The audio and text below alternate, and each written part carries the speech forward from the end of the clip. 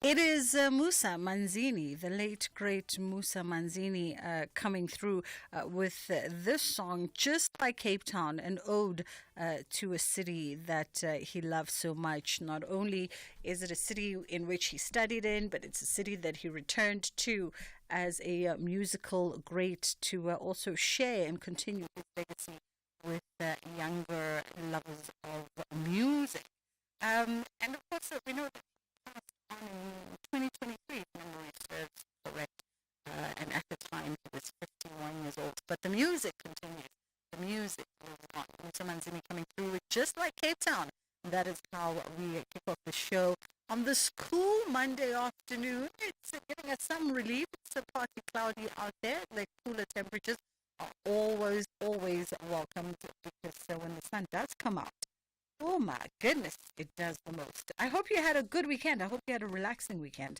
And you managed to decompress and de-stress a little bit with our weekend programming. And now you're ready for the week that lies ahead. We've got lots of conversation coming up on the show today. As you know, the Full Circle with myself, Bridget Masinga, on Mondays. We take more of a careers and self and professional development skew. And today we're having a conversation that's looking at youth service as a key driver to addressing unemployment and what role can the public-private partnership play in enhancing these opportunities. We also are going to be catching up with the project manager for the Green Energy Workforce Development Project and find out exactly what that entails and whether or not that also can provide a space for young people to find opportunity there. And then on the other side of 2 o'clock, we're going to have the network effect, building your professional network early. We're going to touch base with a professional in that space around that conversation. Still more to come on the show. I'll let you know what else is going to be on the table. And at some point, we might even touch base with Professor Blade Mzimande, the Minister of Science, Technology and Innovation. But we'll keep you abreast with those developments. As we begin the show today, because of what we do on the show and the focus that we have on this particular platform, we begin it by passing on our condolences and our prayers to Athol Fugard's family, and of course his friends and beloved, and the greater community of theatre in South Africa. And the great thespian passed away at age 92 just yesterday. He leaves a profound legacy. And as the presidency noted in a statement that they shared on the passing of the great playwright, that he will be remembered for being an outlier amongst the many white South Africans who turned a blind eye towards the injustices of apartheid South Africa.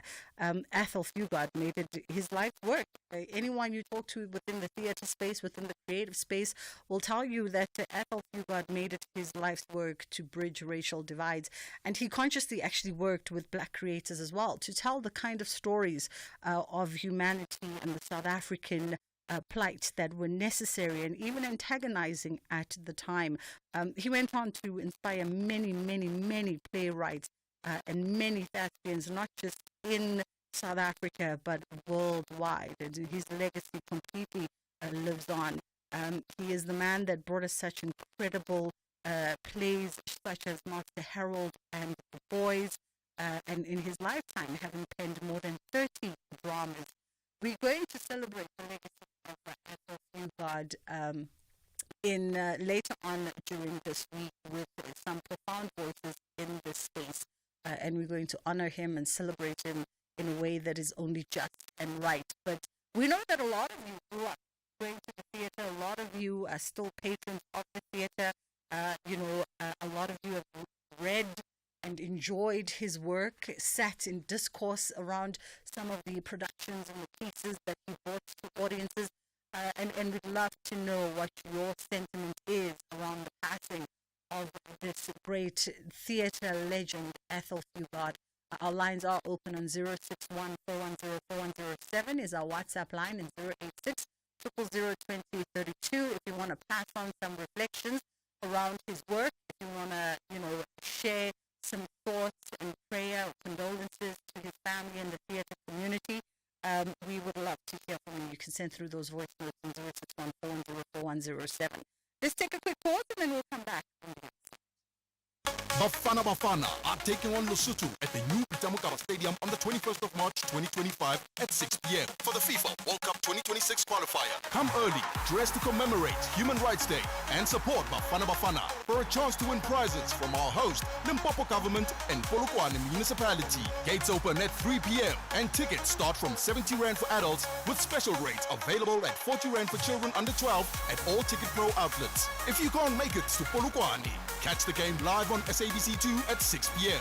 or visit sabcsport.com. For more details, visit safa.net and Bafana on X and TikTok. This Human Rights Month, SAFM is deepening a culture of social justice and human rights. It's a time to reflect, engage, and take action for a more just society. From thought-provoking discussions to powerful stories, SAFM is leading the conversations that move us. Because your voice matters, your rights matter, and together we shape a better future. SAFM, leading the conversations that move us. From the 10th until the 16th of March 2025, the South African National Biodiversity Institute is hosting its first National Gardens Week, and visitors can enjoy free entry to all the national botanical and zoological gardens across South Africa, including Kirstenbosch National Botanical Gardens and the Pretoria Zoo. And this year, the theme is Grow Your Joy, and it invites visitors to embrace nature, wellness, and community by taking a peaceful walk or joining a guided tour, or of course learning about conservation in some of the country's most breathtaking green spaces. Nature has never been this open to all. Come celebrate, protect, and enjoy biodiversity wealth. And all you have to do is visit www.sanbi.org. That's sanbi.org for details. The Full Circle with Bridget Masinga. All right, having a conversation now that looks at youth service perhaps as a key driver to addressing unemployment and potentially the role that public-private partnership can play here.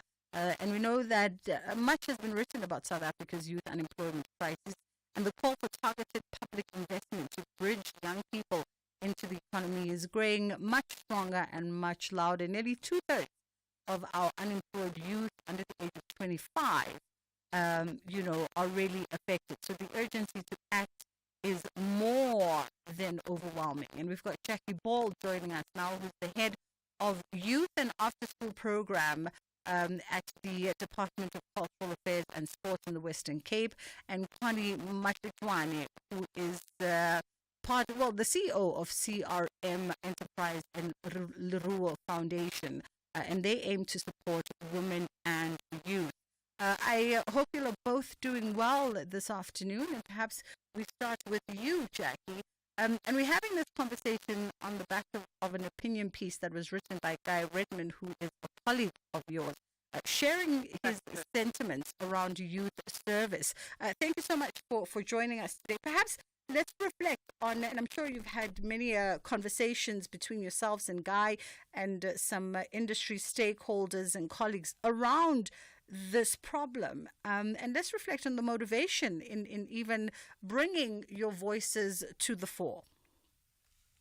Thanks so much, Bridget, for that. And yes, absolutely. I think that we all know what the challenges around youth unemployment, but the question is, what do we do about it? And the issue of youth service, I think, is something that just hasn't received enough attention over the last few years. It's the smallest program within the Presidential Youth Employment Initiative, one of the smallest programs, and yet there's a huge opportunity to engage young people in service in their communities in a way that builds their confidence, but also opens up pathways into the economy for them.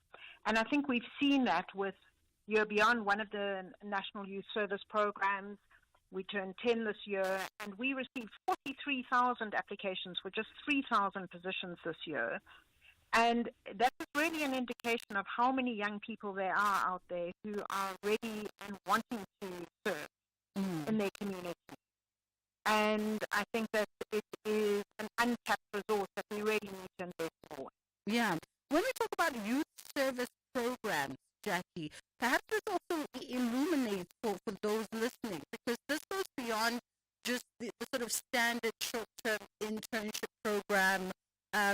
This is something rooted in something a little bit far more deeper for young people. Absolutely. I think what we found is that young people, one of the crises that young people face is that they feel displaced very often. Displaced because they don't know what their role is. And in the context of very, very high unemployment, it's like, where am I going with my life and what am I doing? What service does is it anchors them with a sense of purpose in their communities to serve their communities in whatever role it is. So we put young people in working with learners who are underperforming academically, helping them with literacy and numeracy. We put them in helping learners who have very high levels of absenteeism, walking them to school and supporting them and kind of, providing that caring adult in their lives. We put them in libraries, bringing our libraries to life and kind of creating reading groups and events at libraries that bring the community into libraries.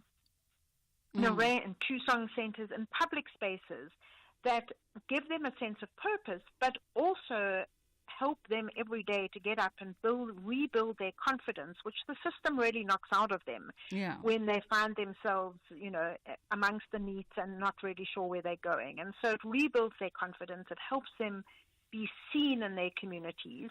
And through being seen, they can start working out where they want to go and open up the pathways into their next opportunity. I want to rope in Connie Matletjwane, who's the CEO of CRM Enterprise and Leroux Foundation on this. And a lot of the work that you do, Connie, is targeted at supporting women and youth. Let's perhaps talk about how youth service programs such as Year Beyond, for instance, and what is being proposed here. Let's talk about how that can provide strategic opportunity to curb this long-term joblessness. Hi, I'm Bridget and your listeners, and good afternoon to you, Jackie, as well. So in our space, Bridget, we are focusing on youth premium. So the youth that have started their own businesses. Because like Jackie has said, a lot of youth feel displaced. They don't know what to do.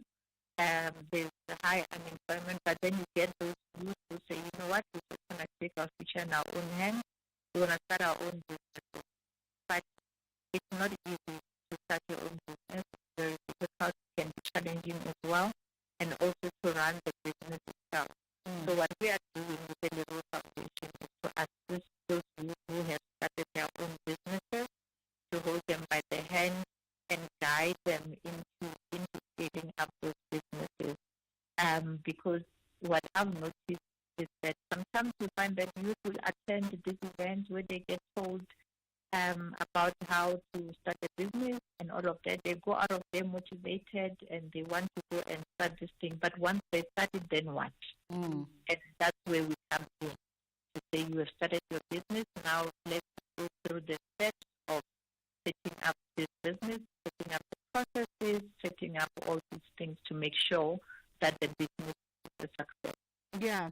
Is there potential for organizations like your own, even though you have a focus more on supporting youth entrepreneurs, But is there potential for an organization like your own to actually partner up in skills and development with the kind of work that is done by Year Beyond, Jackie and her team and department, in seeing young people get more into youth service focused opportunity?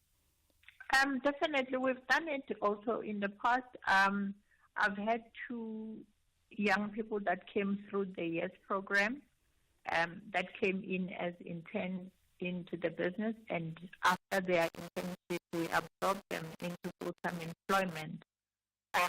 And also, my team as a whole is of young people that are from around the community in which we operate in, because our business operates in the township. So we kind of get to see firsthand the challenges that the youth is facing. And we try to bring that in and see how to assist even those that don't have just finished their, whether they've just finished their school and now looking into employment and all of that. But yes, we have partnered with the YES program before, and we're always open to partnering with whichever agency is working with the youth to try and take them into employment opportunities. Jackie, would you say that the sort of the immediacy of this situation and the urgency of this situation also presents some low-hanging fruit opportunity that maybe could be focused on both by public and private partnership? About that, I think that what we have this pool of this asset base that we're just not tapping into, of young people who are brimming with energy and want to do something. And of course, we know that many private sector companies actually struggle to find people to fill entry-level positions. And I think youth service and then a pathway coming out of service is a wonderful way to close that talent pipeline that everyone can benefit from. So it's a win-win. Young people can show their work readiness, their work fitness, their commitment, their resilience by being in service, pitching up and, doing what they need to do. And that can become an asset that corporates can start recognizing in their interview processes, and as they pathway people in and recruit people, recognize the meaning of that. So I think that that's one great opportunity that just is a no-brainer, and it makes recruitment costs cheaper, and it, of course, it creates an acceptance that people who have really stepped up and shown up. I think another opportunity is that what we find is that many young people have a very limited exposure to what their career options are. And that's because many of the ones we work with come from households where they aren't working adults, and so they just haven't had the exposure that more middle-class kids would have had around the dining room table talking to people who do a range of different things. And I think there's a real opportunity to open up spaces for work shadowing, job shadowing.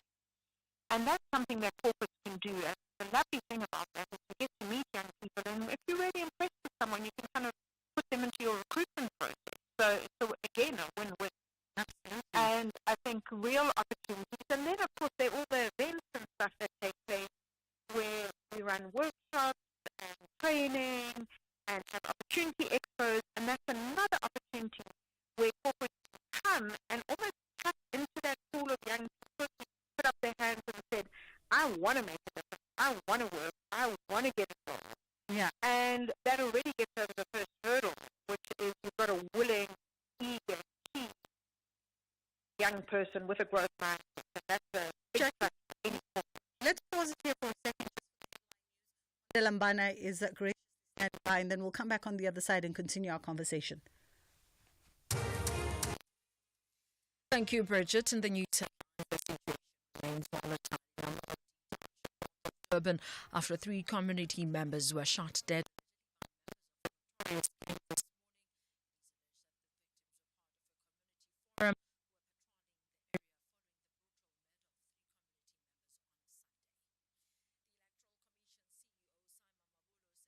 voting can only be successful if all South Africans have access to the internet. Mamabulu was speaking at the opening of the e-voting conference in Cape Town, and the National Director of Public Prosecutions, Advocate Shamila Batohi, says a lot of work is being done to restore the image of the NPA. The institution has faced widespread criticism from various sectors of society over its failures to successfully prosecute major high-profile corruption cases. A full update follows at the top of the hour. Bridget Masinga.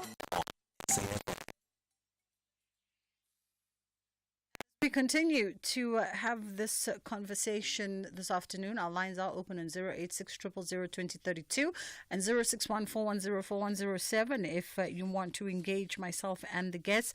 Looking at youth service perhaps as a addressing some of the pressing issues we have in as far as getting those 2/3 of our unemployed youth into potential careers or potential opportunity of service. And we are in conversation with Jackie and Connie around this. I think the other thing, Jackie, that Guy Redman highlights in his piece is that what maybe could be missing from a lot of the discourse around this conversation is the importance of not only rebuilding civil society on one hand, but also cultivating leadership potential from our next generation. Let's talk a little bit about that, because I think also being within youth service allows leaders to sort of rise to the top, no?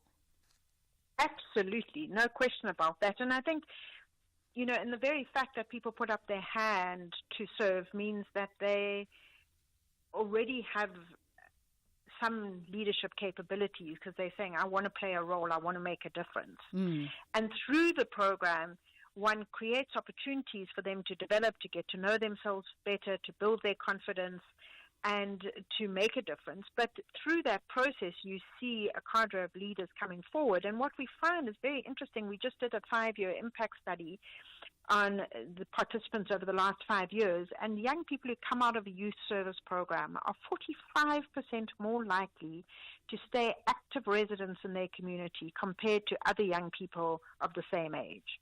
So on average, about 5 to 7% of young people are active in their communities. Those coming out of youth service are sitting at somewhere between 52 and 55% of them are active. Wow, very interesting indeed. And tell me this, have we seen youth service programs show a resounding success in other territories? I'm thinking around India, for instance, where the National Service Scheme there engages millions of young people in community service. Absolutely, and I think around the world, youth service is recognized as a key driver of that bridge for young people from schooling to their next, or education to their next. But I think even in South Africa, we've actually had quite a lot of experience around youth service. If you think about community service that doctors do and nurses do and different people do, it's a way of getting energy and skills to a whole lot of sites and giving young people work experience, building up their CVs, and creating this opportunity for really making a difference in their community and for leadership development. So it does all of those things. And, you know, whether it's in South Africa or abroad, I think many countries have adopted it as part of their youth development strategy. And we've also seen that for many young people, service opens up a range of different doors that might not otherwise have been opened. So we see that every year with people who go through the program who come forward because they want to do something, but they didn't know that they loved working with children and, you know, find a career in education, or that they didn't really know how important a library was and suddenly become really passionate champions of libraries as public spaces for social cohesion. And so I think it opens up a whole host of opportunities, which is really interesting. And going to Connie's point earlier, for me, one of the most interesting facts is over 70% of our volunteers are always female, year on year, which shows that this is really an opportunity to bridge that divide for our most marginalized economically, who are women in the workforce. Absolutely. Connie, talk to us perhaps about, potentially the additional measures that are needed to support young people, especially given the stagnant economic areas, or those even without matric, for instance. I think, Bridge, when we were growing up, there was a whole lot of career exhibitions that young people would attend. I think maybe we might need to go back to that. Currently, in the rural areas, they still do that a lot to have career exhibitions. The landscape has changed a lot in terms of the choice of careers that youth can go into. And a lot of them, they are not exposed to that. Like Jackie just said now, that you find that when they get into these spaces, they realize that actually I can do that, I can do this. So I think we need to bring back more of those career exhibitions where they are accessible and not online, because I've also noticed that there's a lot of online career flair or career exhibitions that are done. But the physical one where young people get to go and look at the different types of careers that are there. The ones that you're talking about that did not maybe finish matric, because they can also go into technical colleges where they can do your artisans and all of that. So I think that kind of information needs to be more accessible, especially in the townships. The middle class, like Jackie said, your mom works in this kind of career that you've not heard of before. Your uncle works in this career that you've heard of before, but the other ones, they do not have that kind of information. So it will be important to have things like that where they can get exposed to that information. Yeah. Jackie, to give you the last bite, the last nugget, how do we begin to shift public and policy perceptions to just see this as a key pillar of social cohesion and really economic recovery in the country? I think there are a couple of things we can do. I think one is talking to yourself and people in the media sector is to share more stories about the impact that youth service is having and changing communities and futures, both locally and in Africa and globally. So I think that that's one way we can. I think that there are so many stories of young people who have stepped into this space. I think of one of our alumni who was a child of an addict living in Manenberg, who turned her life around and is now working as a counselor in a school. And it's those kind of stories that really warm one's heart. I think a second thing is that we need to see addressing unemployment as a continuum of support. There is no one single silver bullet. We need a myriad of activities. And for those furthest away from the market, they might need a much longer term program than those closer to the labor market. And so it's what do we do in those different spaces? How do we leverage the existing instruments that government has made available? And how does the private sector plug into that continuum so that it's really leveraging off what exists and for a win-win? And I think too often we operate in silos and we're not actually building that ecosystem and that continuum. So I think that's the second thing. And I think a third thing is that we really need to recognize that young people are not a problem. They're actually a resource in our communities. And we need to start thinking about how we change the narrative around the problem to the narrative around the asset base that we have and how we unlock that asset base. Absolutely. And I think that will go a long way to beginning to put in place all the elements of the system. Yeah. Ladies, thank you so much for your time this afternoon and, of course, your insights. That was Jackie Bull. And Jackie is the head Western Cape, and of course Connie Matletjane, who is the CEO of CRM Enterprise and Leroux Foundation. We appreciate you. It's just 2 o'clock. We're going to take a quick pause and then we're going to come back on the other side of this. And this could be an opportunity for you if you were looking for a career in green energy. It was all good just a week ago. Life was smooth. I was paying almost nothing for electricity tokens. All that changed when I was given a big fine for buying illegal electricity tokens from illegal vendors and my neighbor for tampering with his meter. Now, I might go to jail when all I had to do was register for free basic electricity at my local municipality since I'm unemployed. Ungathatha ama chance. Buy electricity legally. Report illegal electricity token sales in your area and meter tampering to Eskom on 0800 11 27 22.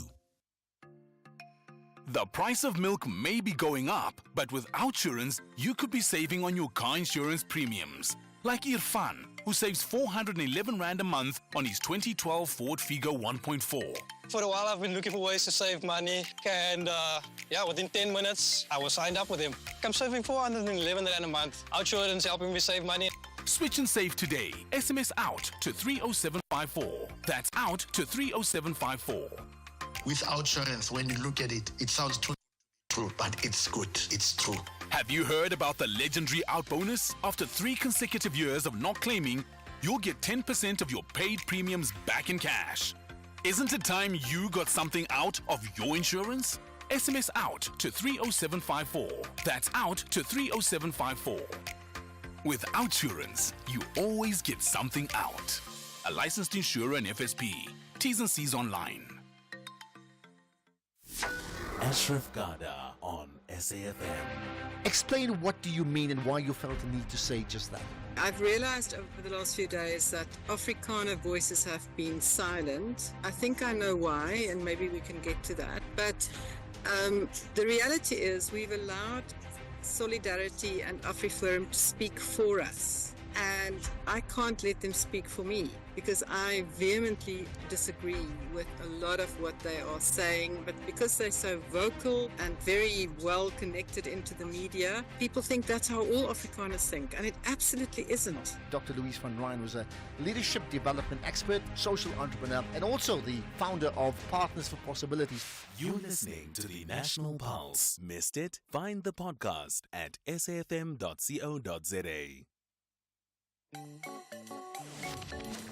Bridget Masinga on SAFM. Alrighty, so in a bold step towards a more sustainable future, the Education Support Forum is proud to be a part of a groundbreaking initiative that's designed to bridge the gap between job seekers and thriving opportunities in the green energy sector. And we've got a project manager for the Green Energy Workforce Development Project joining us now, Kutso Bapela. How are you doing this afternoon? Good afternoon. I'm doing very well, and thank you for having me. Thank you. We appreciate the time. Perhaps some context and background as to who are or what is the Education Support Forum. So the Education Support Forum is an EPO that was established in 2017, and it exists to support human development, our human development efforts in Africa. So we're trying to bridge the gap between stakeholders for optimal results in a quest to eradicate poverty. But our main focus is to alleviate unemployment in the youth of South Africa using skills development and job placements. Mm-hmm. A good follow-on from the conversation we just had right now, actually, and the focus is on youth service, and both of you obviously speaking to the same stakeholder, which is the young population of South Africa. Let's talk about this partnership that's come about between the Education Support Forum and to my understanding, it's a partnership that's somehow powered by Cecil, no? Yes, it's powered by SASOL, and it's also powered by the Jobs Fund, which is a fund within the National Treasury. Mm-hmm. So, this is an initiative that was taken by all of us as 3 entities to see how we can, alleviate unemployment and use green energy initiatives to accelerate the transition to renewable energy, but with a focus on young people from disadvantaged groups. So it's an amazing partnership between the Education Support Forum, the Jobs Fund, and SASOL. Yeah. So what does the program look like? You're us obviously, we know it's designed with the aim of focusing on young people, the objectives perhaps of the program, and what essentially would be the focal points, the tangible focal points for the work that the program is going to undertake? So the focal point would be comprehensive training program. So what we do is we go out with we find exclusive accredited service providers that cover a range of renewable energy skills, including and mainly solar PV installation, project management, and green energy technology entrepreneurship. And then what we do with those individuals that we've identified in those areas is we look for employer partnerships. So we go out and collaborate with top green energy companies to ensure that we place these beneficiaries permanently within those companies. So after training, we take an active role in connecting these graduates with job opportunities, and that is linking them to real-world employment pathways. And then there's not only one exit point that is employment. We've got another exit point in the program that is business development support. So beneficiaries that don't want to be employees, we support them within their new venture creations, and we empower them in their businesses. So we give them workshops, mentorship opportunities, and post-placement resources for those participants that are entrepreneurs, essentially. All right. So you focus not only on just skills and training development and obviously career development for those who seek to be in employment, but you also focus on greenpreneurs. And providing platforms and ways for them to also be supported, nurtured, and guided. So it's a two-pronged focus, which is a beautiful thing to see. Are there specific areas in renewable energy, in the renewable energy sector, perhaps, that you are covering and really are intentful on? Because it's obviously such a huge space with so many needs and demands. Absolutely. So for now, we thought let's just start and see this initiative with solar PV. That is the main focus currently in renewable. But we are looking to expand this within wind, with biogas, and with hydrogen, and with green hydrogen. But for now, the main focus in these areas that we are looking at is solar PV. All right. Presently, do you operate nationwide or are you in specific regions?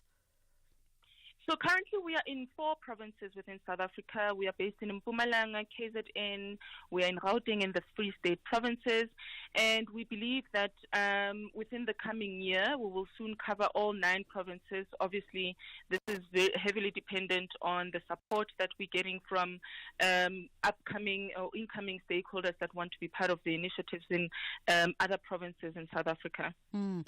If I may ask, Kutso, are there specific reasons as to why the project in its initial stages decided to focus on those 4 provinces?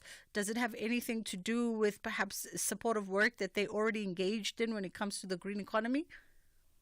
So it definitely has to do with the community service initiative that is by our main funder, that is SASOL. So this is them giving back to the communities that they are based on and where they want to give back. So currently SASOL is heavily vested in Mpumalanga, in KZN, Gauteng, and Free State. So they wanted to actually focus on that before expanding to other provinces. Oh, makes all the sense in the world. Now, if we talk about training, where and when are your next training programs? And if we can also just look at maybe the training structure of how long the duration of some of these projects is and the commitment that's required from those who actually participate. So we run the program quarterly, meaning that each and every 3 months we would have recruited beneficiaries prior, the quarter before. So what happens is that currently, in this current quarter, we have the program running in recruitment and in training.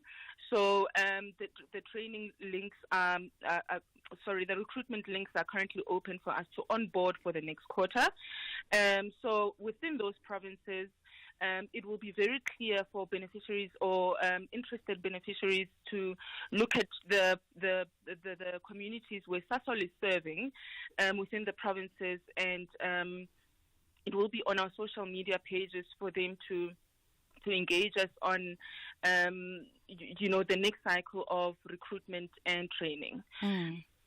Are you able to gauge the impact thus far, the impact that the program has had for individuals and communities? We are very, very happy to really, say that it has been very impactful. We've got really good numbers. Our target being that we have to train over 1,000 young people within 24 months. And currently we are sitting in our first, 12 months of the program, and we have trained just over 500 individuals. We have permanently placed just over 300 individuals. So this is very, very impactful. We have at least 30, businesses that have been supported through this initiative so far. So it's very impactful, and we are seeing a very, very, positive, engagement from stakeholders as well, or placement partners, as we call them, that want to take on young people and that want to actually onboard green within their business, current business structures within various industries, and not only electrical. So it's a very impactful project, if we have to say so ourselves. I mean, from the numbers that you've just given us, it is very. If you have to train 1,000 young people every year, and thus far with the current program, you've managed to hit more than 50% of that target, and then placed 300 of young folks in permanent positions with your partners, your placement partners. It definitely sounds like you're on to something there. For young folks, or perhaps parents and guardians that are listening and thinking, well, my kid has had an interest in, the green energy sector, and they're looking for opportunity. Where do they go to be in contact with you guys and also get more information about the program? So the Education Support Forum is spelled the Education Support Forum. If you Google that, you will come out on top. But if our website is tedsf.org, and then we've got our LinkedIn page, which is at TEDSF, and then we do have our Facebook page, which is also TEDSF, and then also Instagram and X.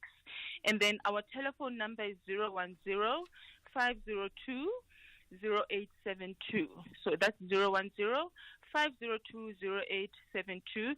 And then if I have to indicate to our interested parties on the SASOL page is called SASOL Bridge to Work Solar PV. So if they look for SASOL Bridge to Work Solar PV on LinkedIn, the program will also come up, and they will see us popping us there as well. So they can engage us there and see what's upcoming in terms of recruitment, and also what's coming up in terms of news, and what's coming up in terms of training. Wonderful. Khutso, thank you so much for the time. That was Khutso Bapela, who's the project manager for the Green Energy Workforce Development Program. Just to reiterate, those platforms, they're everywhere, it seems, from LinkedIn to social media to their official website, which is www.tedsf.org. So www.tedsf.org. That's just an acronym for the Education Support Forum. You can look for them as well. As she said, if you just Google them, the Education Support Forum, they come up on top. And of course, their head office number is 010-502-0872. That's 010-502-0872. So if you happen to be a young person based and operating in Mpumalanga, KZN, Gauteng, and Free State, and you have a vested interest in green energies and the green economy, this could be for you, whether you want to be placed in employment after your targeted training and career development, or perhaps you're a greenpreneur, you've got some innovative ideas that could be living in your creative mind at the moment, or already, who knows, maybe they're already in development in your back room somewhere, and you just need folks to help you navigate that terrain into scaling and accessing the market and all the rest of it. It sounds as though this program is right up your alleyway. That's the Education Support Forum. You can find them on social media as well as their official website, www.tedsf.org. Let's go to WhatsApp quickly. We did say at the beginning of the show that yesterday theatre lost a giant.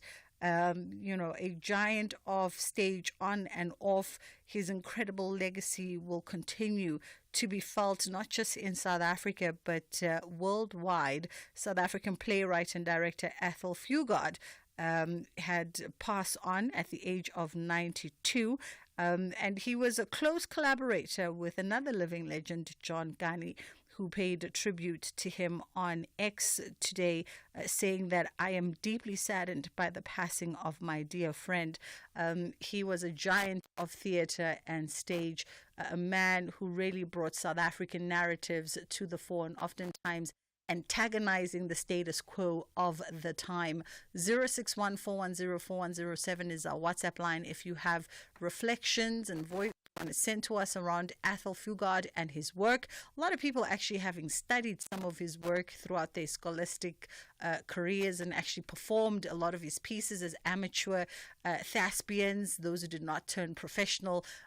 Maybe you lived through the times of actually going to see some of his work firsthand at its first run in the theatre, and you can recall what was the state of the state at the time, and some of those thoughts coming out of the theatre. Let's go to WhatsApp.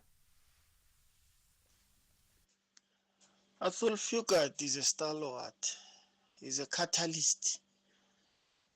We're talking here about a white counterpart who never excluded blacks in his work.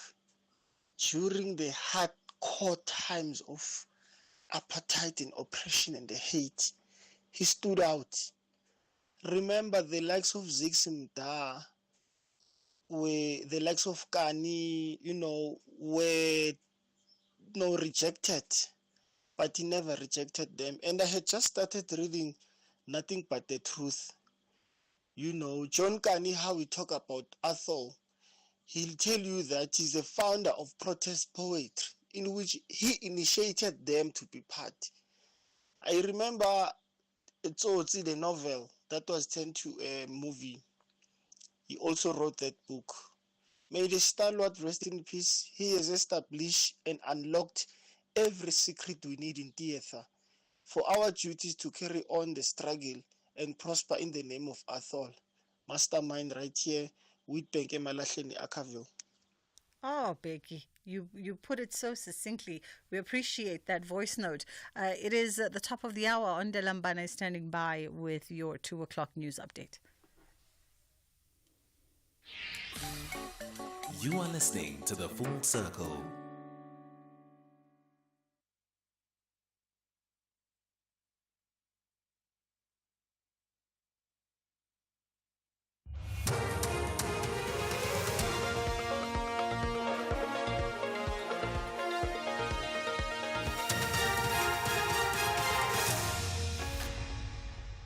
Thank you, Bridget. Top stories at 2. Shooting incident in Amaoti kills 3 people, and China's tariffs on the U.S. kicks off. For SAFM News, I am Ondelambana, and a very good day. The situation remains volatile in Amaoti Township, north of Durban, after 3 community members were shot dead, allegedly by members of a notorious gang this morning. It is alleged that the victims were part of a community forum who were patrolling the area following the brutal murder of 3 community members on Sunday. The community says the group has been terrorizing them for many years and not much has been done to address the situation. Chairperson of the Inanda Community Policing Forum, Mbongeleni Pewa, explains. People are dying day and night. Each and every weekend we have to attend the funeral. That is why it's come to the point where the community has said, no, enough is enough. Let them get up and do something to protect themselves. Simply because, the people that were tasked to protect us as policemen, they seem to be failing dismally to help us or to protect us. 2 people have died after a Johannesburg Metro police vehicle plowed into a group of bystanders in Mofolo in Soweto today. 5 others have been injured and are being treated in hospital. JMPD spokesperson Xolani Fihla says the officers were responding to a protest over taxi routes by operators in the township when the incident happened. We can confirm that all affected routes have been reopened for traffic to flow, and law enforcement officials are actively monitoring the areas. A case of culpable homicide will be opened at Morocco SAPS for further investigation. The Electoral Commission CEO Simon Mabulo says e-voting can only be successful if all South Africans have access to the internet. Mabulo was speaking at the opening of the e-voting conference in Cape Town. The 3-day conference brings together South Africans from all sectors of society, including political leaders, decision makers, business, civil society and the public, to discuss and explore the feasibility of e-voting in the country. Mabulo says rural areas still face barriers to when it comes to digital technology. While digitalization is becoming more prevalent in our daily lives, we must acknowledge that some portions of our country continue to have limited access to broadband connectivity, particularly in rural areas. In our discussion here, let us not be oblivious that a significant number of South Africans still have limited access to technology. The National Director of Public Prosecutions, Advocate Shamila Batohi, says a lot of work is being done to restore the image of the NPA. The institution has faced widespread criticism from various sectors of society over its failures to successfully prosecute major high-profile corruption cases. Batohi was speaking at the graduation ceremony of 300 prosecutors from the NPA's Aspirant Prosecutors Program in Pretoria. She says the criminal justice system is facing many challenges. That was a reality, colleague. We can't deny that things happened in our country that should never have happened. And the reality is that it also affected the NPA. And so we have in the past 5 years been working tirelessly to rebuild the National Prosecuting Authority. China's retaliatory tariffs on a swathe of U.S. products have come into force in the latest escalation of the trade war between the world's 2 biggest economies. The measures will affect more than $20 billion worth of mainly agricultural U.S. exports. The BBC's Laura Bicker reports. Beijing hit back after Mr. Trump doubled the rate of taxes on all Chinese goods entering the US to 20%. The Chinese Foreign Ministry has remained defiant and vowed to fight to the bitter end of a trade war, or any war, with the United States. These retaliatory tariffs will hit Mr. Trump's core base in rural America, but so far Beijing is remaining restrained enough to allow some space to negotiate with Washington. Recapping the top story, the situation remains volatile at Amaodi Township north of Durban after 3 community members were shot dead, allegedly by members of a notorious gang this morning. I am Ondilambana for SFM News headlines at 2:30. SAFM 104 to 107 nationwide. Day 15. Location undisclosed. Mood brave. Music Eye of the Tiger. Dear Diary, it's been 2 weeks of epic challenges against some of the most memorable and epic Survivor contestants. I have endured some harsh weather conditions, unbelievable drama, and these fire tokens have given me and the other contestants a second chance to stay in the game. Food. I feast on the defeat of my enemies. Vumi over there is busy planning and scheming, thinking that he can get me off the island. Never mind though. I will win this and take home $2 million. We're gonna be rich, Papa.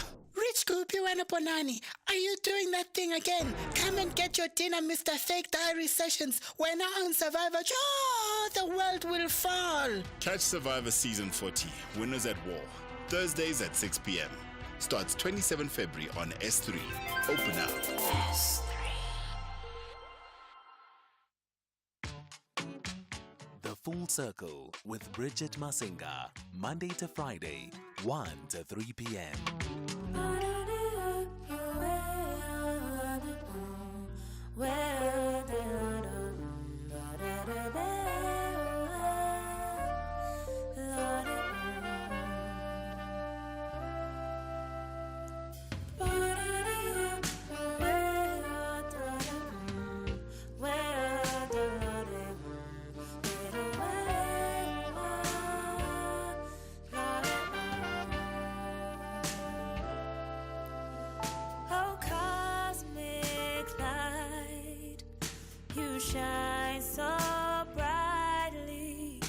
your night is darker than these eyes can see.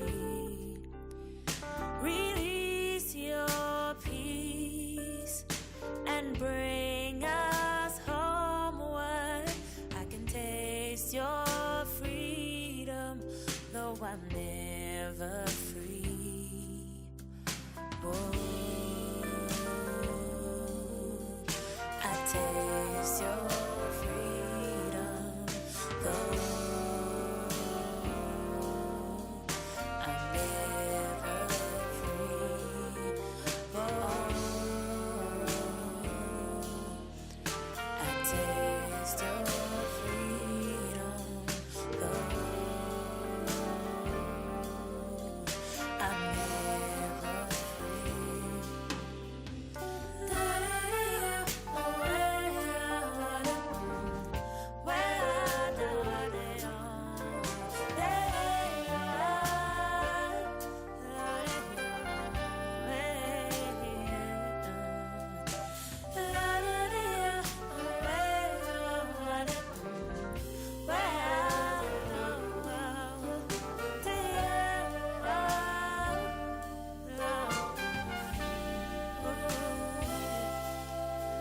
Oh, cosmic light, won't you shine so brightly?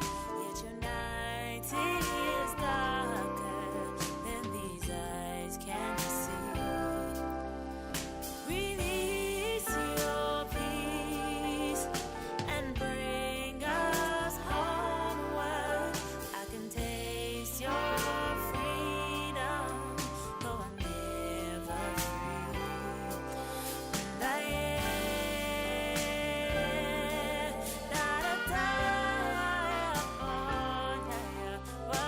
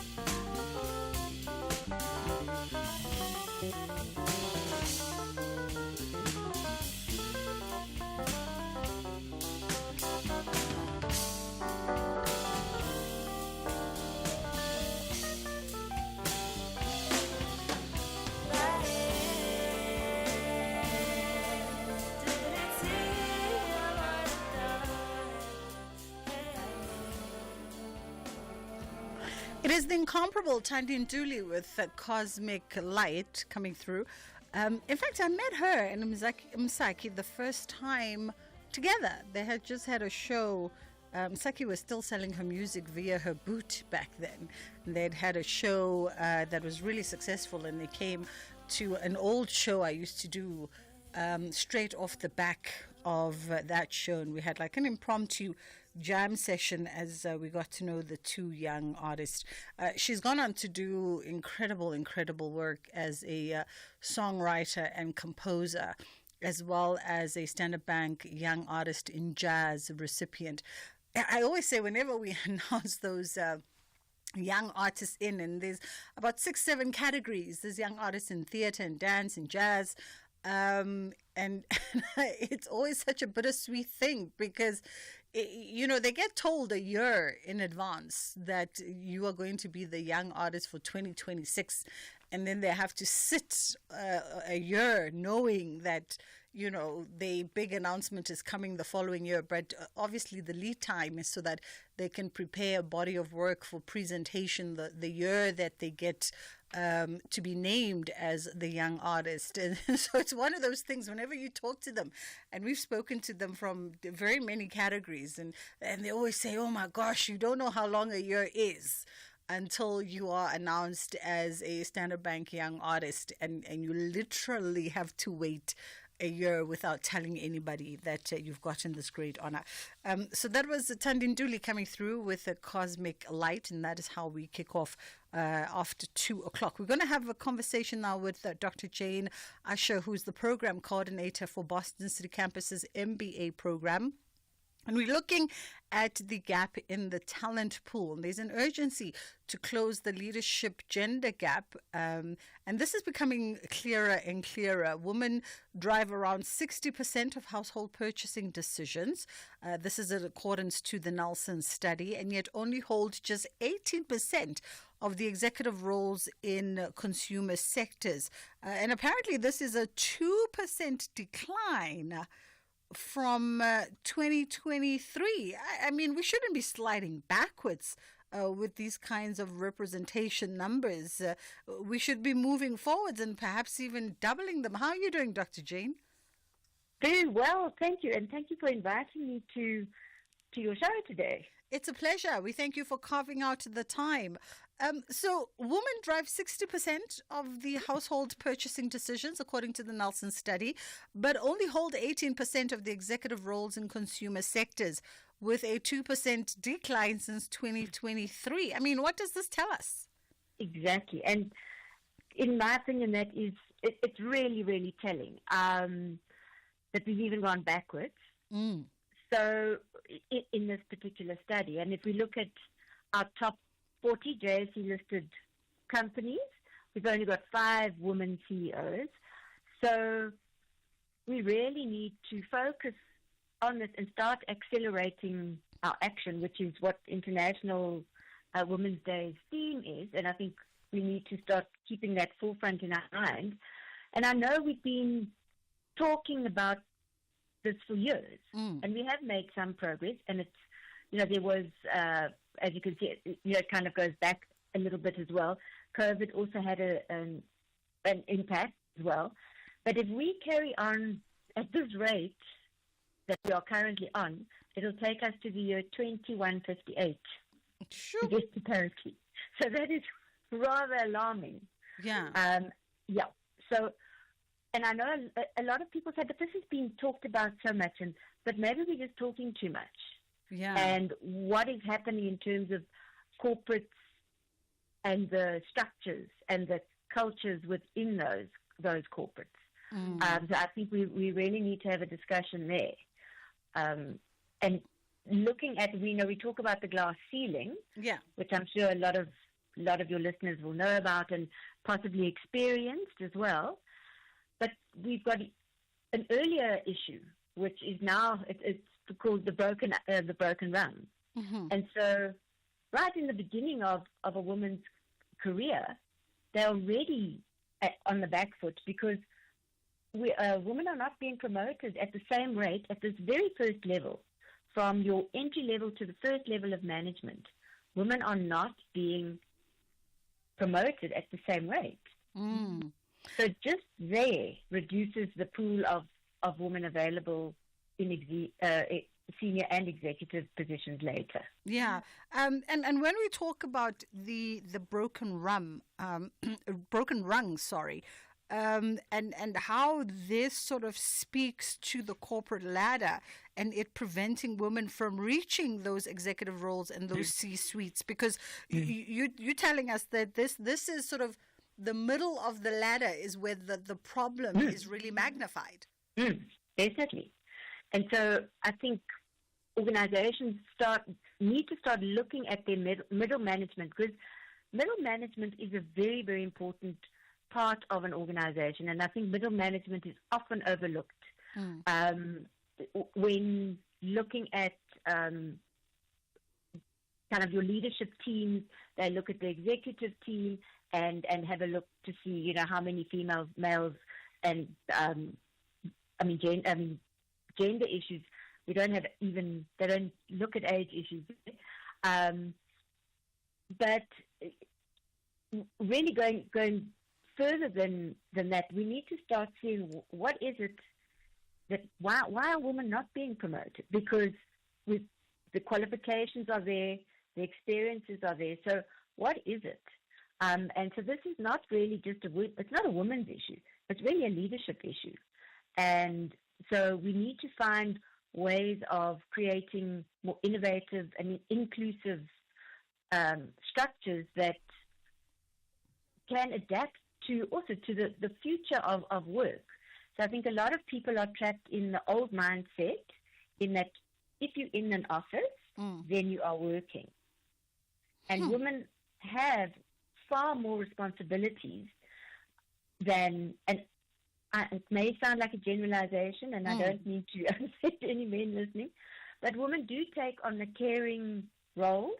They do take on the household management, as you said, you know, in terms of the percentage of decisions made in consuming and purchasing within the household. So we need to find more flexible ways for women to stay in the workplace. Absolutely. Because they also then tend to leave. If they're not being promoted, they then often leave corporate. Yeah, and we've seen, I think a lot of us, in even our personal lives, we know a few women who were overlooked, for the necessary promotions and sort of positions, and really they left either to, start their own thing, be entrepreneurs and dedicate that time to their own ventures, or they just exited particular sectors. And weirdly enough, Dr. Jane, when we have this conversation, I also recall a few years ago, if we are to put the ball in women's courts, right? Because does this sort of gap, this talent pool gap, speak to all industries? I remember a few years ago listening to a conversation with an academic professional, much like yourself, and they highlighted the fact that one of the problems also from the onset is that women tend to be more focused in careers that are about human resource and the softer skills of organizations. So marketing, HR, branding. And those skills don't necessarily provide you what's needed for you to climb into the executive C-suite positions of operations, if we are to kick the ball to ourselves as a gender. Yeah. So I think, again, it's a holistic approach that we take for this. And from a young age, girls need to know, I can do science, I can do maths, I can go into whatever I want to go into. So I think there is more awareness of they're not boy jobs and girl jobs, if I can put it that way. And so we still have male-dominated industries, your tech, construction, mining, manufacturing. But women are making inroads, especially from a tech perspective. They are making inroads there. But I think we need to start encouraging women not to only do. It sounds like the soft option. Yes. But to be bold and to. We need to start empowering people to look at, a lot of times women have the skills to be in construction, in terms of running a construction company. And it's stereotypical as well. You don't expect to see women on a building site, but why not? They probably would be very good, attention to detail, doing things properly, But now I think with the advent of the acceleration of technology, women can now say, listen, I can do far more. So in terms of, because this has opened up industries. Yeah. In the tech industry as well as the other areas, because, if you're building the software platform, you need people to sell it. So women then would be able to do that in that industry and build, and they need to keep learning. That's my main thing is women, well, everybody, but women need to keep upskilling and reskilling because work is changing so rapidly. So what you thought you were going to be qualified for may not be a job anymore. Absolutely. So we need to look at that. And now with online learning platforms, you can get good quality education online.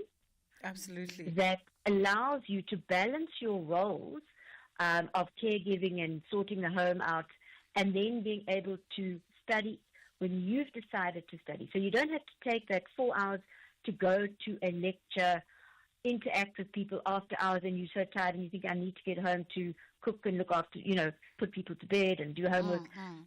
So you can manage your own kind of timetable in that it's adult learning. So you know when this is what I need to do when I need to do it. Yeah.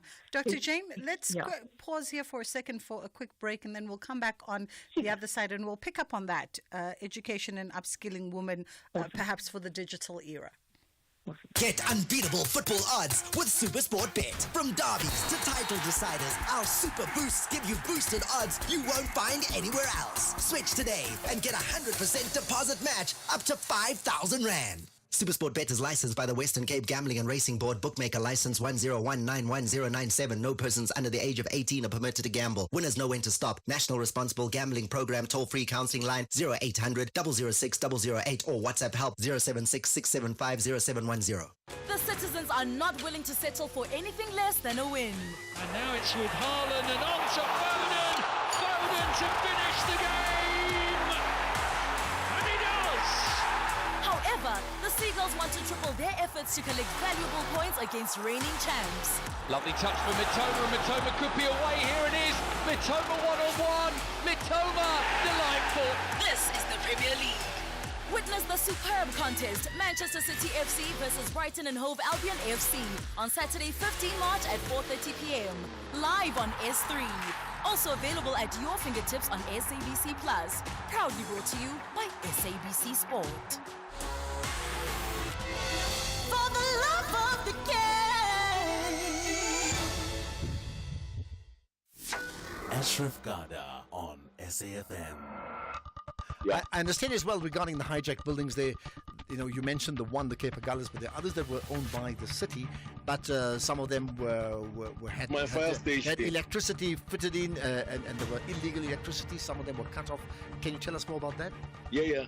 The other one is my building, but they actually invaded it before my time. So we went to court. Your own building, yeah. I mean, I get it. It's my building, that thing. There's my central fire station, and the other thing is closed. It's gonna fall. So I went there to address them. Gary, no, we want to give an alternative accommodation, but they refused. So we said, okay, we're gonna go to court, and then so that we can ask for evacuation and then put the people there, So, but they didn't want to listen. That building was closed because it's sinking. There's a sinkhole there. MMC for Public Safety in the city of Joburg, Dr. Mtrini Chwaku. You're listening to the National Pulse. Bridget Masinga on SAFM. We're having a conversation around the gap in the talent pool as it pertains to women climbing up within the promotion ranks and potentially occupying those C-suite positions, which I think we're more than capable of doing. Something that startled me that just came out of the conversation with Dr. Jane Usher is the fact that from the top 40 JSE listed companies, only about 4 or 5 of them are actually headed up by female CEOs. and it's just the contradiction, in a country that is majority female, where we also know that the entrance and really higher education graduates skew towards female, majority female. So it's very, very interesting for me that only 4 or 5 women actually hold those CEO positions in the JSE. And let's talk about the role of education and upskilling women, for the changing landscape in this digital era, and what that plays by way of building a pipeline of females that are actually equipped and ready to occupy those executive roles. Yes, so, looking at what's on offer now and where it's on offer, and what kind of skills are going to be needed in the future. So there are technical skills that need to, women need to get, and through formalized qualifications, that can be as well. However, your postgraduate qualifications as well. So moving through and getting a postgraduate, getting an MBA, that we have found gives women the confidence in themselves, and they're able to view an organization as a whole. And their kind of viewing of an organization changes to more strategic. Mm-hmm. So, we do need to be able to make that leap from kind of the middle managers to more strategic and perhaps less operational. So, and women are doing that. So we need to then look at organizations in terms of structures and flexible organizations, and that's where remote and hybrid working comes into play, because with the expansion of and the prevalence of technology, it mitigates those employment barriers that women face and the geographical limitations as well. And that then allows them to balance their professional, personal lives so that they can be successful professionally as well and move up the ladder. But there needs to be awareness and understanding in the corporate sector as to, because I'm fetching my child from work for an hour, does not mean that I'm not delivering on my outputs. Yeah. Because you will just change your working, we adults, we can change things. So I think that kind of orientation needs to start taking place more and more. And so this is also where we look at the generations in the workplace. This comes into play, where you've got your older generation saying, I need to see FaceTime. If you're in the office, you're working. Or if you're on the golf course, you're working. To more outcomes-based and understanding that people can work from wherever. Absolutely. And women have those skills to do that. But women also need to network more. Absolutely. Dr. Jane Usher, unfortunately, we have to hold it there for this afternoon, but you've definitely given food for thought. And Dr. Jane is the program coordinator for Boston City Campus's MBA program. It's 2:30 on Dela standing by. Thank you, Bridget. In the news headlines, a senior official and ANC politician at the Matatia local municipality in the Eastern Cape has been arrested and charged with fraud. He is due to appear in the local magistrate court tomorrow after he was released on warning. Residents of Amaodi, north of Durban, say they fear for their lives due to the high crime rate in the area. 3 community members were shot and killed allegedly by the members of a notorious gang this morning. And the police in Kenya have fired tear gas to disperse protesters who tried to occupy a church that was recently given a substantial donation by President William Ruto. A full update follows at the top of the hour. Bridget Masinga on SAFM. This program is brought to you by SABC Education, enriching minds, enriching lives.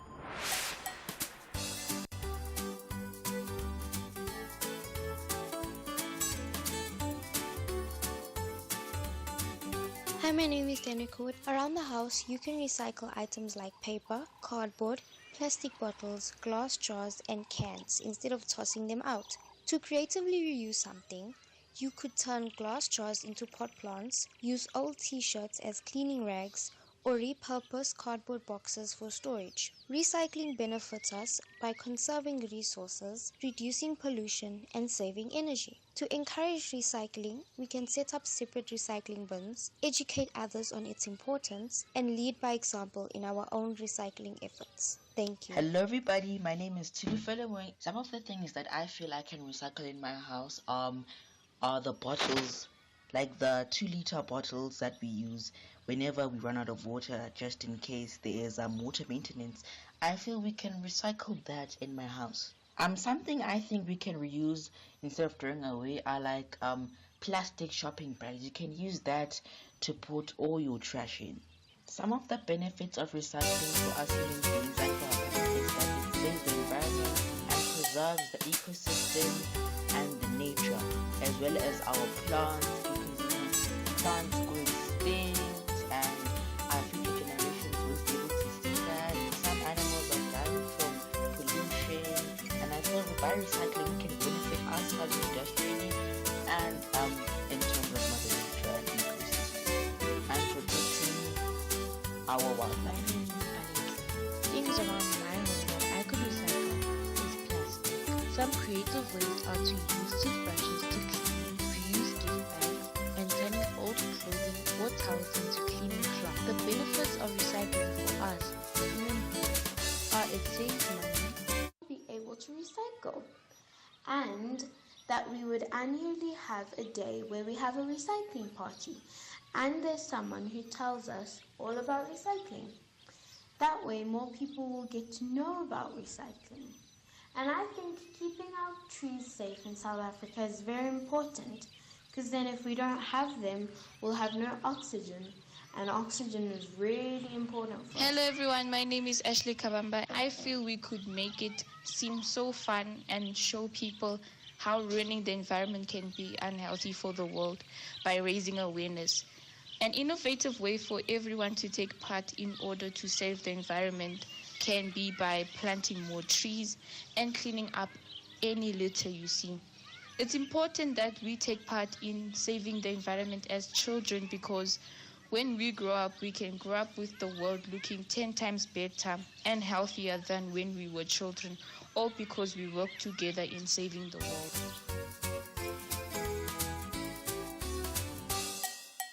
Hello friends and happy Monday. Today let's talk about something super important, recycling. Have you ever wondered what happens to all the things we throw away? Well, some of them can actually be used again to help keep our planet clean and healthy. There are many things you can recycle around the house, like paper, plastic bottles, glass jars, and even old clothes. Instead of throwing them away, we can turn them into something new. For an example, old newspapers can be used to make cool crafts, plastic bottles can be turned into flower pots, and tin cans can be decorated and used as pencil holders. Recycling is super important because it helps us reduce waste, keeps our environment clean, and saves resources. When we recycle, we protect nature and make sure we don't fill up the earth with too much trash. So, how can we encourage more recycling? Well, as kids, we can start small. Separate recyclables at home. Remind our families to recycle and even share fun recycling ideas with our friends. The more we recycle, the more we help the earth. So let's all do our part to reduce, reuse, and recycle every day. Remember, every small action makes a big difference. That's all for today, friends. Keep taking care of the planet, and we'll talk again soon. Bye for now.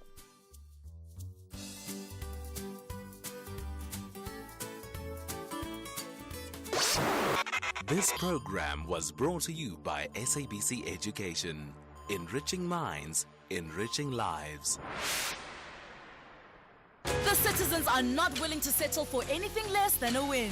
And now it's with Haaland and on to Foden. Foden to finish the game. And he does. However, the Seagulls want to triple their efforts to collect valuable points against reigning champs. Lovely touch from Mitoma, and Mitoma could be away. Here it is. Mitoma one-on-one. Mitoma, delightful. This is the Premier League. Witness the superb contest, Manchester City FC versus Brighton and Hove Albion FC on Saturday 15 March at 4:30 p.m. Live on S3. Also available at your fingertips on SABC Plus. Proudly brought to you by SABC Sport. For the love of the game.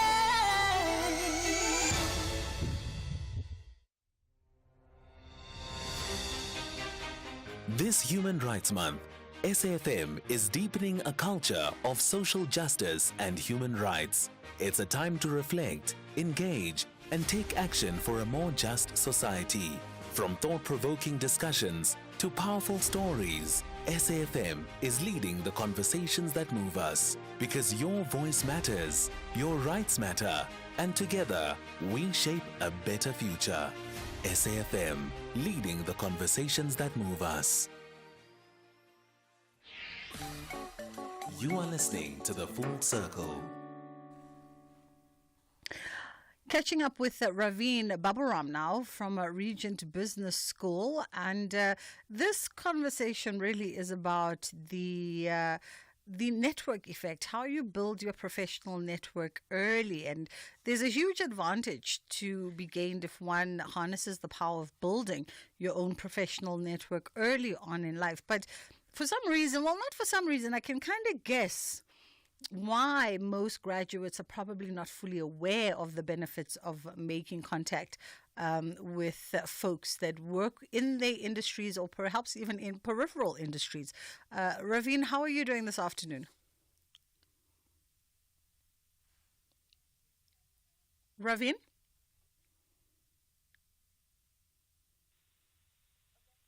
Hey, Raveen.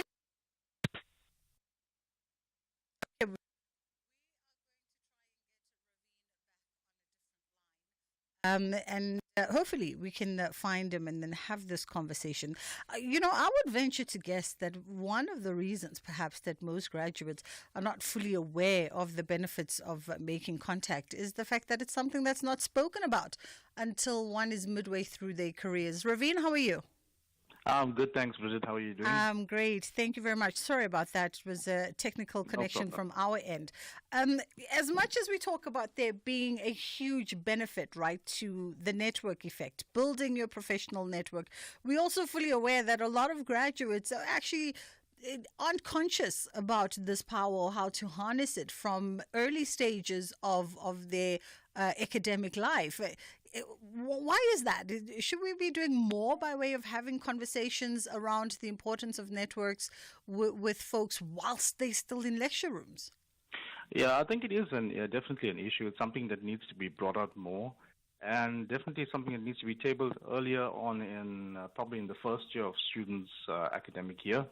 And I think at the Regent Business School we do our best as well to make sure that we actually inform our graduates at an early stage of such opportunities. Now that we are conscious, we talk around, the power of networks.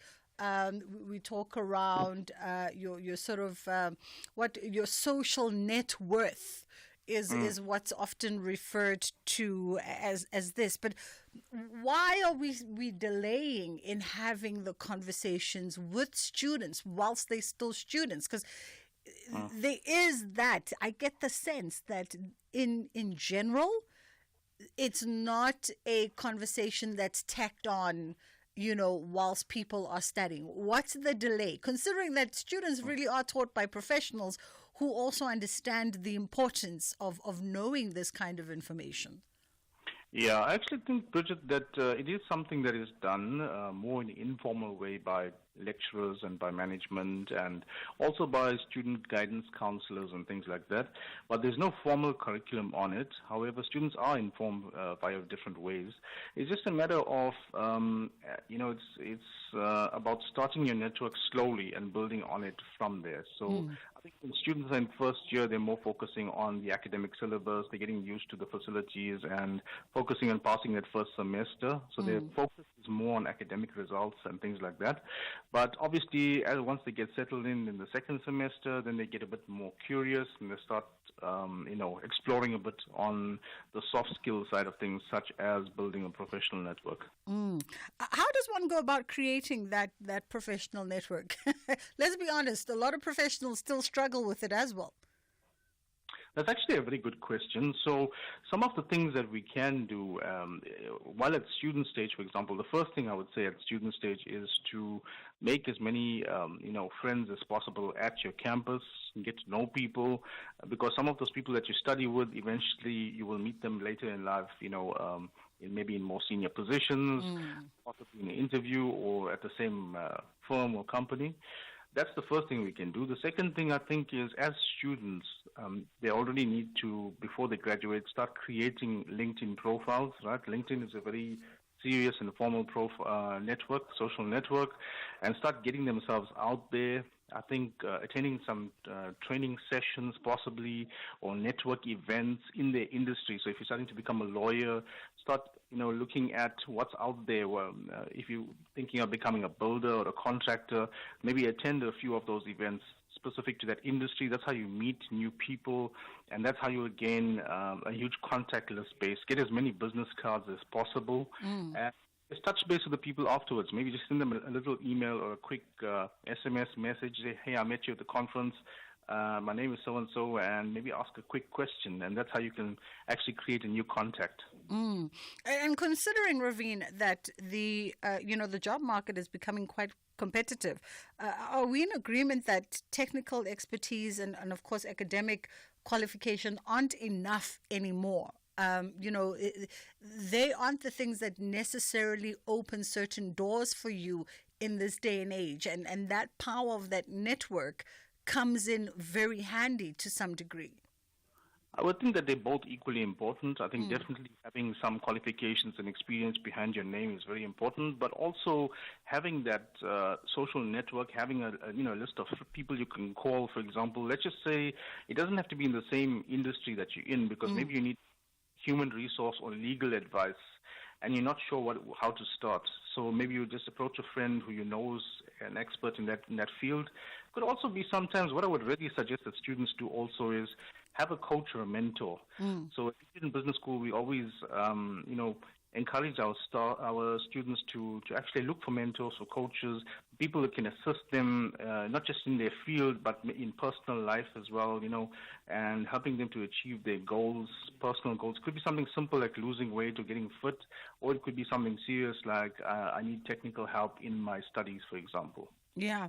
That network, if you manage to build it, consciously build it and dedicated to building it, and you find yourself having a really strong pool of individuals, let's talk through some of the purposes of it, right? You speak about a mentor and a coach, and these two people do completely different things and bring different offerings to that relationship. Talk to us about the multiple layers of having these networks for you and the benefits of them. Okay, that's a really good question. So the first thing is mentors and coaches, they'll make time for you, and you can firstly catch up with them in terms of where your career is, where your personal life is, what your three big bucket list items are, what your major goals for the semester or the year are, and how you're doing, how you're tracking on progress towards that. So that's the first thing. And usually people that have more experience, more life experience, more business experience, especially in your field, so they'll be able to say, okay, look, someone who's been around for 10 to 20 years in the field as a lawyer, as a doctor, as an engineer, scientist, will obviously have much more decision-making ability than someone who's just starting off. So that's the first thing, that maybe able to assist you with certain decision-making things. They would also help you with maybe if let's just say you want to specialize in the field of study. Say someone's doing a Bachelor of Commerce and they're not sure where they want to, major and what they want to specialize in. So this coach, mentor would assist them with that kind of thing, and also help them in terms of what personal activities and goals they should be moving towards, which will help them as well. So, it's a certain relationship that will be built over time, and it could be a lifelong relationship. right? And it works both ways because the mentors and coaches as well, at some stage, the students will end up giving back in some kind of way, maybe by assisting them with their new mentees that they need, and the student becomes a mentor or a coach. The other thing I find useful is that sometimes someone in a certain field, a specialist in human resources, in legal, in finance, if you make, for example, friends with them while you're still at university or college, and what happens is they become a lifelong friend, and it's very easy to feed into that and to call, quickly call the person and say, listen, I'm having a problem, can you make time for me? And because they would know you from a few years back, they would obviously have their time for you. So it's about developing relationships, and it's about also not just making it a one-sided relationship, but a bilateral relationship, making it interesting and exciting for the person on the other side as well. And I think what you also, well, at least for me, what I'm also hearing here is that you create a diversity of perspectives for yourself, right?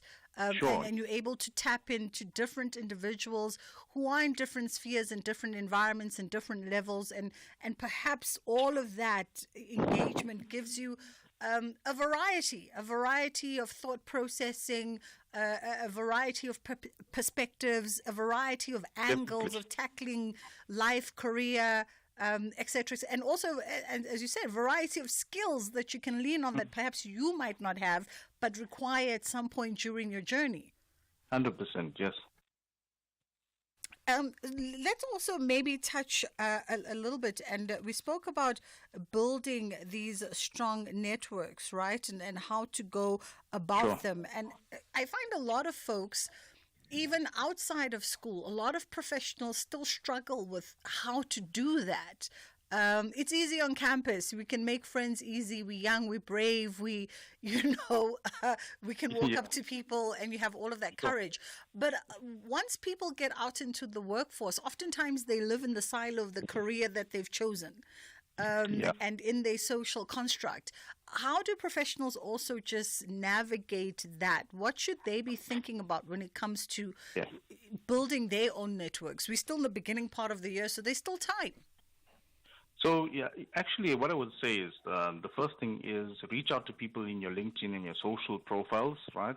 And sometimes you will get people that will comment on a post that you make, and maybe you can just reply to them, have a private message, get to know them a little bit. That will be the first thing. Social media, a very powerful tool, and it's basically free.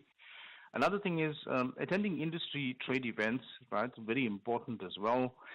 Industry, and also training on its own, because sometimes you might go for a business lunch or for a training event, maybe a day or two training, and you would meet similar people from similar industries or even from competitors as well.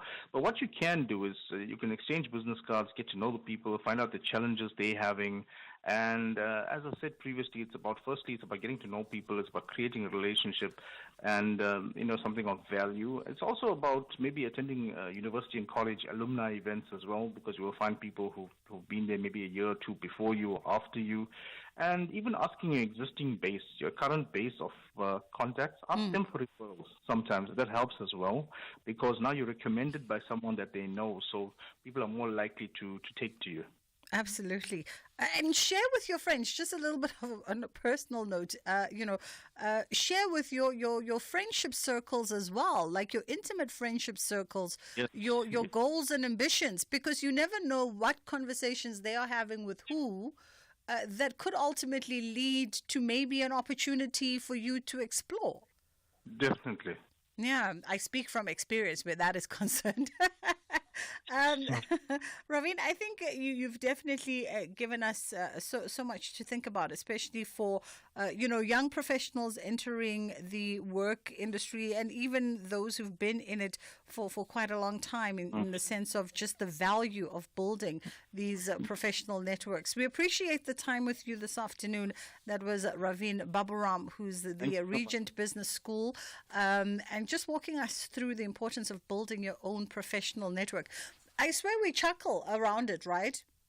That your friends, even if they don't have a grasp of exactly what your career and your position entails, because in our friendship circles and social circles, on the one hand, someone could be a creative. On the other hand, someone could be in a completely different industry. I look at the construct of my own circle.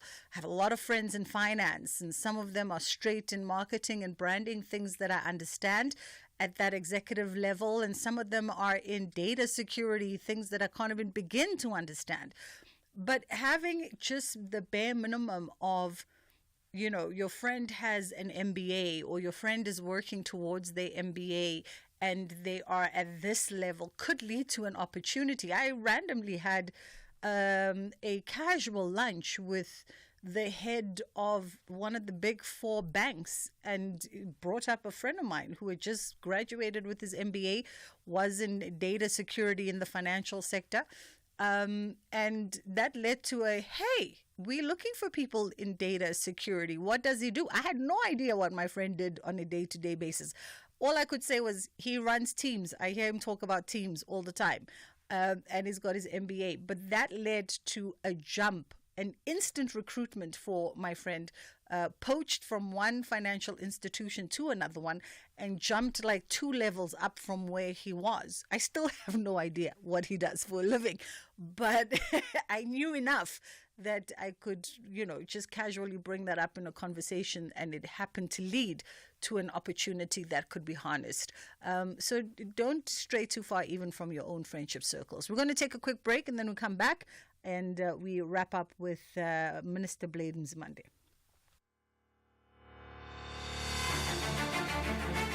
This Human Rights Month, SAFM is deepening a culture of social justice and human rights. It's a time to reflect, engage, and take action for a more just society. From thought-provoking discussions to powerful stories, SAFM is leading the conversations that move us, because your voice matters, your rights matter, and together we shape a better future. SAFM, leading the conversations that move us. SAFM has signed a code of conduct that is enforced by the Broadcasting Complaints Commission of South Africa. Under the code, we are committed to giving news that is accurate, comment that is fair, and programming that is not harmful, does not amount to hate speech, or contain violence or explicit sex. If you think we are not living up to that code, then you can inform the Broadcasting Complaints Commission of South Africa. Direct any complaints in writing to the Broadcasting Complaints Commission of South Africa. PO Box 142365. Craig Hall 2024. Fax to 011-326-3198 or an email to bccsa@nabsa.co.za. For more information, please visit www.bccsa.co.za. You are listening to The Full Circle. All right, we're wrapping up in the final 5 minutes of the show with Prof. Bridget Masinga, who's the Minister of Science, Technology and Innovation. And of course, they'll be hosting the inaugural National System of Innovation Transformation Summit from the 13th to the 14th of March. And we thought we'd catch up quickly with the Minister and just get a little bit of a understanding of the summit. How are you doing this afternoon, Minister? Good afternoon, Bridget. Thank you very much to you and your listeners. Thank you for the time. All right, let's start firstly by perhaps you telling us why the National System of Innovation Transformation Summit is actually a significant event for the country at the moment. Well, the starting point, Bridget, is that no country can hope to develop in this day and age without a huge and significant investment in science, technology, and innovation. Part of doing that is to create the mechanisms, the structures, the funding in order to be able to expand science, technology, and innovation. That's one dimension to it. The other dimension is that much as we've made a lot of progress over the past 30 years in education, as well as in science and technology, but we are still living with the legacy of Verwoerd, actually, that black kids are not good in mathematics and engineering. They are only good as laborers. We are still not producing enough matriculants with good passes in math and science. The numbers are still very small. But also even the scientists that we have today, we've produced a lot of black scientists. But the fact of the matter is that in many key areas, is still predominantly male and is still predominantly white. So that's another thing that we've got to reflect upon.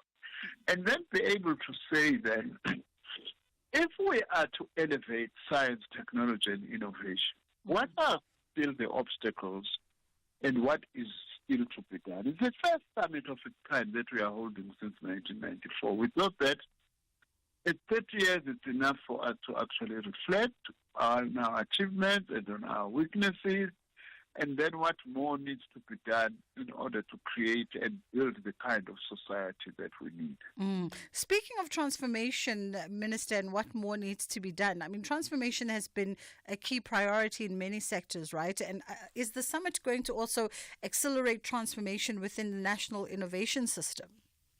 Yes, absolutely. Absolutely. One of the key problems we have, Bridget, is that our investment into science and innovation is far from enough. For instance, at the moment, we are just around 0.6% money that we put into innovation as a percentage of GDP. Many other countries are way beyond 3 point something and so on. So, and it's been worse with COVID, by the way. Just before COVID, we were close to 0.8%. We are now back to 0.6%. And one of the reasons for that is that the private sector, which often plays a very crucial role in investing in innovation, has not been investing enough. In fact, it's declined, which is another serious concern that we have, that the private sector investment has actually declined quite significantly. And that is a problem because it means that we cannot be able to innovate as much as we need to. And as I say, modern economies are driven by innovation, new ideas, creation of new industry. Absolutely. That actually must drive employment, must drive modern investment into industry and so on. Part of our own work as science and technology, by the way, is also to modernize industries like mining, which has long been here, but it does definitely require modernization, in terms of how best to actually mine today. Agriculture, which is also an old industry. We are faced with climate change now. We need to be investing in better methodologies on how we use scarce water that we have, and also to actually invest on growing food in an increasingly dry environment. Science is very important to try and find solutions and answers to all of that. So science, in essence, is about solving problems facing humanity. Without investing in it, we are in real trouble. Absolutely. Minister, we've got about a minute, unfortunately, left, and I just want to touch perhaps on what kind of commitments or actions do you hope to see emerging from this year's National Systems of Innovation Summit? The most important thing is suggestions on what is to be done. And then for the various stakeholders to actually outline, this is how we are going to be able to do this. If there isn't enough money, where do we get resources? How do we collaborate, both inside and outside government, both between government and the private sector, in order to be able to increase investment into innovation for the development of our country and to fight the many problems that we have, most serious one being unemployment. Absolutely. Minister Blaine Nzimande, thank you so much for the quick bite this afternoon. And that was the Minister of Science, Technology and Innovation. And of course, that summit is happening. The inaugural National System of Innovation Transformation Summit is happening from the 13th until the 14th of March. That's all the time we have for you today. We've got to make way for Ashraf Gada coming through in just a matter of seconds. From myself and my team, we'll see you tomorrow. Inshallah, God willing, we do it again.